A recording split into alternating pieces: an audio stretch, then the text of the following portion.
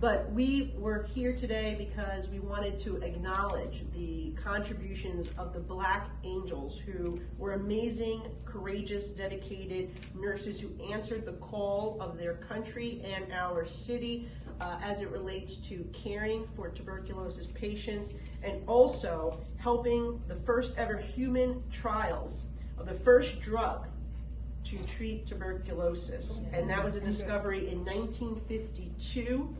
Virginia was there when it was discovered, and it saved tens of millions of lives as a result of their work. So just to read a little portion of the congressional record that we submitted, which means that they've been added to the history books of Congress. It says that the Staten Island Seaview Hospital opened in 1913 specifically to treat the patients with tuberculosis, and it saw thousands of patients go through the municipal hospitals of New York City, and these were the only hospitals that did not discriminate against the Black nurses. And the Black Angels, as they became known, were courageous, dedicated, and bold in answering their call to come to Seaview and risk their lives to care for the grievously ill and indigent patients of New York City who had been banished to Seaview. Whereas the Black Angels' caring demeanor and years of expertise played a significant role in the first ever human trials of isoniazid, I can't pronounce it, I hope I pronounce it right. Isoniazid, sorry. The first drug to cure tuberculosis, and since its discovery in 1952, tens of millions of lives have been saved. All right, whereas our Black Angels were activists and active members of the NAACP, we love that organization, still a good group doing great work on Staten Island. I know Virginia's still involved.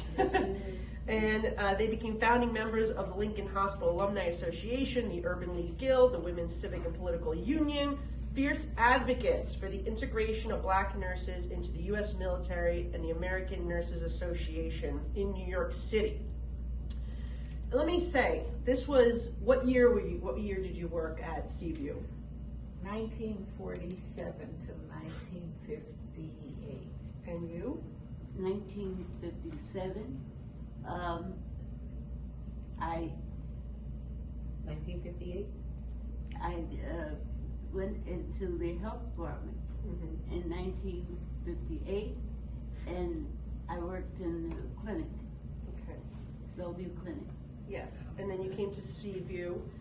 What year did you? It was 1958 that you came to Seaview, correct? 57. Yeah, 57. Okay, 57. Well, think about that. Yes. They were serving at a time where they didn't even have equal rights in this country, and they were doing what they were doing for mankind, risking their lives with a deadly disease.